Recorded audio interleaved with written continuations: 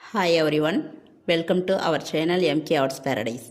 நாம இன்னைக்கு இந்த வீடியோவில் பேக் செயின் ஸ்டிச் வந்து நம்ம பார்க்க போகிறோம்.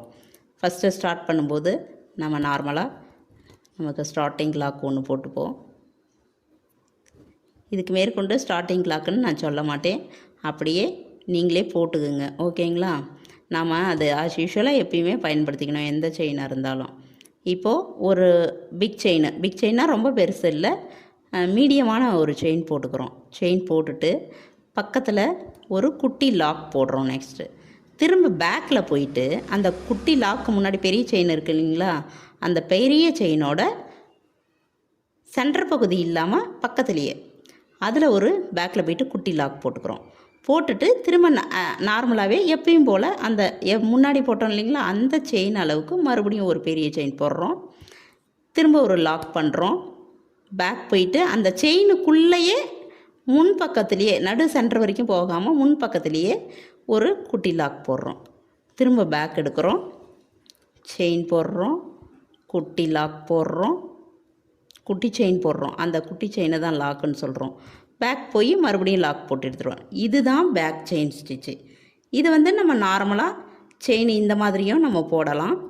அப்படி இல்லை, நம்ம கொஞ்சம் ஒரு டிசைன் மேலே போடும்போது இவ்வளோ பெருசு போட்டால் ஒரு வளைவான பகுதி அதெல்லாம் வந்து இது வளைக்க முடியாது.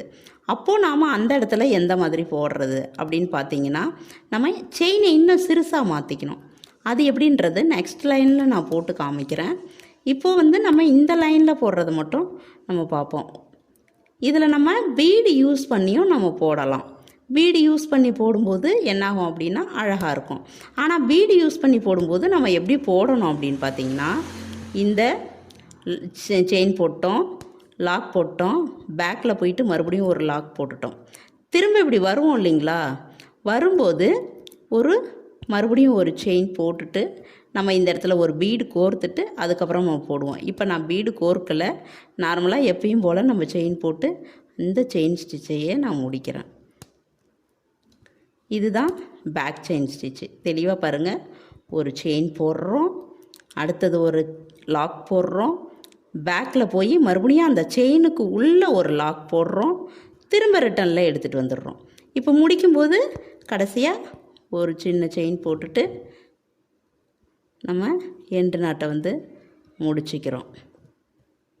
முடிச்சிக்கும்போது நம்ம இந்த நீடியில் வெளியில் எடுக்காமலேயே நம்ம எண்டு நாட் போடணும். இப்படி தான் நீங்கள் வந்து பழகணும் அடிக்கடி பண்ணும்போது. இந்த மாதிரி குட்டியாக வெளியில் நிற்கும்போது சம்டைம்ஸ் நீட்டிக்கிட்டு நிற்கும். இந்த மாதிரி நிற்கும்போது நம்ம இந்த மாதிரி நீடியில் வச்சு உள்ளே வந்து எடுத்துடணும். பாருங்கள், உள்ளே போயிடுச்சு. இதுதான் பேக் செயின் ஸ்டிச்சு. இதை வந்து சில்க் த்ரெட்டில் எப்படின்றத இப்போது நெக்ஸ்ட் லைனில் நான் வந்து போட்டு காமிக்கிறேன். இப்போது நெக்ஸ்ட் லைனில் நான் குட்டி குட்டியாக போட்டு காமிக்கிறேன்னு சொன்னேன். அது வந்து ஜரியில் போடாத நான் இப்போ என்ன பண்ணியிருக்கிறேன் அப்படின்னா சில்க் த்ரெட்டில் எடுத்துருக்கிறேன். இங்கே பாருங்கள், நம்ம முன்ன வந்து பெரிய செயின் போட்டோம், இப்போ லாக் போட்டுட்டு நான் ஸ்டார்ட் பண்ணிட்டேன். முன்ன பெரிய செயினாக போட்டோம், இப்போ ரொம்ப பெரிய செயின் போடாத கொஞ்சம் சின்ன செயின் போட்டுக்கணும். லாக் போடுறோம், பேக்கில் போயிட்டு இந்த சின்ன செயினாக வரும்போது நமக்கு என்ன ஆகும்னா அந்த பேக்கில் போயிட்டு எடுக்கிற லாக்கு அந்த செயினோட சென்டரில் வரும். அந்த அளவுக்கு நம்ம அதுக்குன்னு ரொம்ப சின்ன செயின்னா லாக் சைஸு நம்ம செயின் போட்டுறக்கூடாது. இந்த மாதிரி போடும்போது இந்த வளைவு பகுதியெலாம் வரும்போது நமக்கு ஈஸியாக வளைக்கிறதுக்கு நல்லாயிருக்கும். இப்போ பாருங்கள், பேக்கில் போகும்போது அந்த செயினோட சென்டருக்கே அந்த லாக் வந்து போயிடும். ஏன்னா அது ஸ்மால் செயினாக தானே இருக்குது, அந்த இடத்துல நம்ம லாக் போட்டால் அந்த இடம் க்ளோஸ் ஆகிடுது. அதுக்கப்புறம் நமக்கு இடம் இல்லை. பாருங்கள், ஒரு சின்ன செயின் போடுறேன், குட்டி லாக் போடுறேன், மறுபடியும் பேக் போயிட்டு அதோட சென்டரில் ஒரு செயின் போடுறேன், லாக் போட்டு முடிச்சுட்டு திரும்ப ரிட்டனில் வரேன். இந்த மாதிரி போடும்போது நீங்கள் ஒரு டிசைன் எடுத்து போடுறீங்க, அந்த இடத்துல டிசைன்னாலே நமக்கு வந்து நிறைய வளைவுகள் இருக்கும், அப்படியே ஸ்ட்ரைட் லைனாக நமக்கு இந்த மாதிரிலாம் இருக்காது. அப்போது டிசைன் போடும்போது இந்த ஸ்டிச்சு எப்படி செட் ஆகும் அப்படின்னு யோசிக்காதீங்க. டிசைன் போடும்போது ஸ்ட்ரைட் லைன் வரும்போது நீங்கள் கொஞ்சம் பெருசாக கூட போட்டுக்கலாம், அது வந்து உங்களோட சௌரியம். ஆனால் டிசைனுன்னு போடும்போது இந்த மாதிரி சின்ன செயினாக போட்டு அதில் பேக் செயின் போட்டு நம்ம லாக் போட்டு எடுத்து பார்க்கணும். அப்போ தான் அது வந்து ஃபினிஷிங் நீட்டாக வரும். இது பார்த்தீங்கன்னா பீடு வைக்காமலேயே நமக்கு பீடு வச்ச மாதிரி முடிச்சு முடிச்சா அங்கங்கே தெரியும். அது வந்து நமக்கு பார்க்குறதுக்கு ஒரு அழகாக தெரியும்.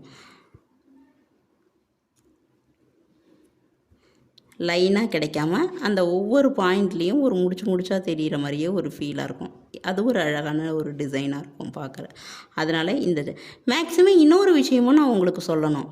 இந்த பேக் செயின் ஸ்டிச்செல்லாம் நாம் இவ்வளோ கஷ்டப்பட்டு இதை போடணுமா? இதுக்கு அழகாக செயின் ஸ்டிச்சு ஒரு டபுள் லேயரோ இல்லை இதுக்கு முன்னாடி நீங்கள் சொன்ன லேயர் ஸ்டிச்சோ நாங்கள் போட்டு போயிடுவோம் அப்படின்னு யோசிக்கலாம். ஆனால் அந்த மாதிரிலாம் யோசிக்காதீங்க. ஏன் அப்படின்னா இந்த ஸ்டிச்சஸ் எல்லாம் ஸ்டிச்சுக்காக நம்ம போடுறோம் அப்படின்னு சொல்கிறத விட எதுக்கு போடுறோம் அப்படின்னா நம்மளோட கை இப்போ பேக்கில் போகிறோம், ஃப்ரண்டில் வரோம், அந்த கை வந்து நல்ல ஒரு பெண்டாகி நம்மளோட ஸ்டிச்சில் வந்து உள்ள குட்டி குட்டி இடத்துல உள்ளே எடுத்து நம்ம நூல் எடுக்கிறோம். ஸோ இதில் வந்து நீங்கள் டிசைன் போட்டு எல்லாமே பார்க்கும்போது உங்களோட கை பழக்கம் நல்லா பழகும். இந்த ஆரி ஒர்க்குக்கு நல்லா பழகிறதுக்கான ஒரு பெஸ்ட்டு ஸ்டிச்சு இதுன்னு கூட நான் சொல்லுவேன்.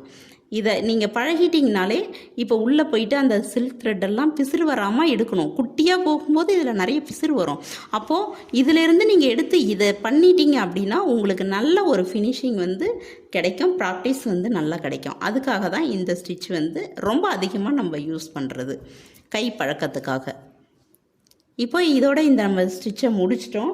இதுக்கு வந்து என்ன டிசைன் போடலாம் அப்படின்னு பார்த்தீங்கன்னா இதுக்கு ஒரு டிசைன் நீங்கள் சூஸ் பண்ணுவீங்க. ஆனால் ஷேப்ஸ் வந்து என்ன ஷேப்ஸ் போடணும் அப்படின்றது வந்து நான் சொல்கிறேன்.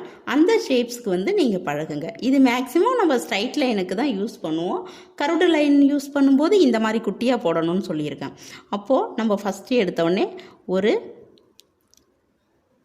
ஷேப் போடுறதுக்காக நான் என்ன பண்ணுறேன்னா நம்ம சூரியன் போடுவோம். இப்போ சூரியன் போடும்போது இந்த வட்டம் நமக்கு போடுறோம். இப்போ இந்த சின்ன வட்டத்தில் இதை யூஸ் பண்ணி பாருங்கள். அப்போது நமக்கு இந்த வளைவு கோட்டில் வரணும். இங்கேருந்து ஸ்ட்ரைட்டாக ஒரு லைன் வரைகிறேன். ஈஸியாக நீங்கள் டிவைட் பண்ணும்போது அழகாக வந்துடும். ஒன் சைடாக கோடு போட்டுட்டு வந்தீங்கன்னா அவ்வளோ அழகாக நமக்கு சூரியனோட ரேஸ் எல்லாம் அந்த கதிரெல்லாம் வராது. அதனால் நம்ம என்ன பண்ணுறோம் அப்படின்னா ஒவ்வொரு சைடாக நம்ம அதோட ஆப்போசிட் சைடும் சேர்த்து நம்ம பண்ணிட்டு வரோம் அப்படின்னா நமக்கு வந்து ஒரு நீட் ஃபினிஷிங் கிடைக்கும். இப்போ இந்த மாதிரி போட்டாச்சு. நம்ம சூரியனாலே நீளமும் ஒரு குட்டையும் இருக்கிற மாதிரி லாங் அண்ட் ஷார்ட்டில் தான் கோடு போடணும். அப்போ தான் அது பார்க்க சூரியன் மாதிரி அழகாக இருக்கும். அதனால் இந்த ரெண்டுக்கும் இடையில ஷார்ட்டாக நான் வந்து லைன்ஸ் வரைஞ்சிக்கிறேன். இந்த லைன்ஸில் தான் நீங்கள் போடணும். இப்போது இந்த லைன்ஸ் போடும்போது பார்த்தீங்கன்னா இந்த லைனில் போட்டுக்கிங்க, கரெக்ஷன் பண்ணிக்கிங்க. நான் வந்து உங்களுக்கு போட்டு காமிச்சதுனால டக்குன்னு போடுறதுனால ஈவனாக போட முடியாது. நான் உங்களுக்கு சாம்பிளுக்கு தான் காமிக்கிறேன். நீங்கள் அழகாக வரைஞ்சிருங்க. இந்த நுனியில் இப்படி ஒரு குட்டி பால் மாதிரியான ரவுண்டு போடுங்க. உங்களால் இந்த குட்டி செயின் போட்டு போட முடியாது.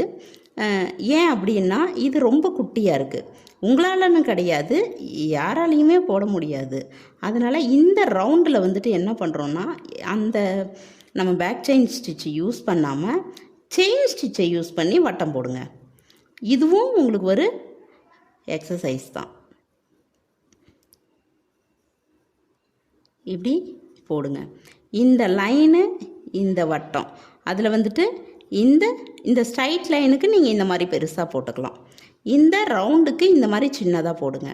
இந்த குட்டி குட்டி ரவுண்டு இருக்குது இல்லைங்களா, இதுக்கு வந்து செயின் ஸ்டிச்சால் போட்டு ஃபினிஷ் பண்ணுங்கள். எண்டு நாட்டு கொடுக்கணும். இது ஒரு ஷேப்பு. அடுத்தது நெக்ஸ்ட்டு என்ன ஷேப் போட போகிறீங்க அப்படின்னா இங்கே பாருங்கள். இப்போது இதில் ரெண்டாவதாக ஒரு ஷேப் கொடுக்க போகிறேன். அது வந்து ஒரு ஃப்ளவர் ஷேப் எடுப்போம். இந்த மாதிரி கீழே இருக்கிற அந்த பகுதியை இந்த மாதிரி லைட்டாக மேங்கோ ஷேப் மாதிரி வரைஞ்சிட்றோம். மேலே இப்படி ஒரு ஆஃப் சர்க்கிள் போடுறோம். இந்த ஆஃப் சர்க்கிளுக்கு மேலே இங்கே பாருங்கள் இந்த சைடு ஒரு ப்ராக்கெட் மாதிரி போடுங்க. ஈஸியாக வந்துடும். இது ஒன்றும் பெரிய விஷயம் கிடையாது. இந்த பக்கம் ஒரு ப்ராக்கெட் மாதிரி போடுங்க. மேலே இருந்து இந்த மாதிரி ஒரு வளைவு போடுங்க. அதாவது ஒரு ப்ராக்கெட்டை 3 டைரெக்ஷனில் நம்ம போடுறோம். இந்த மாதிரி போட்டு முடித்தோடனே ஒரு ஃப்ளவர் வந்து உங்களுக்கு ரெடி ஆகிடும். இப்போது இந்த இடத்துல ஒரு ஸ்டெம் போடுங்க, அதாவது காம்பு போடுங்க. இப்போ இந்த இடத்துல என்ன பண்ணுறீங்க நீங்கள் அப்படின்னு பார்த்தீங்கன்னா வேறு ஒன்றும் அதிகமாக நீங்கள் பண்ண வேண்டாம். இந்த லைனில் போட்டதை இந்த இந்த சிகப்பு கலரில் போட்டிருக்கோம் இல்லைங்களா, இந்த கலரில் போட்ட லைனை இந்த ஒவ்வொரு இடத்துலையும் இதை க்ரீன் கலரில் போடுங்க, இதை பிங்க்கு இல்லை ரெட்டு, இந்த 2 கலரில் ஏதாவது ஒரு கலர் சூஸ் பண்ணி போடுங்க. சென்டரில் எல்லோ கலரில் போடுங்க. இந்த டாட்டெல்லாம் பிளாக் கலரில் செயின் ஸ்டிச்சில் போடுங்க. இந்த காம்பும் உங்களுக்கு பச்சை கலரில் போடுங்க. இந்த மாதிரி போட்டு இந்த ஷேப்ஸை முடிச்சிருங்க. உங்களுக்கு இந்த ஸ்டிச் இதோட முடியுது, உங்களுக்கான ப்ராக்டிஸ் முடியுது. நீங்கள் இதை ப்ராக்டிஸ் பண்ணி முடித்தோடனே ஒரு டிசைன் நல்லதாக எடுத்து அந்த டிசைனில் நீங்கள் அப்ளை பண்ணி எனக்கு சென்ட் பண்ணுங்கள்.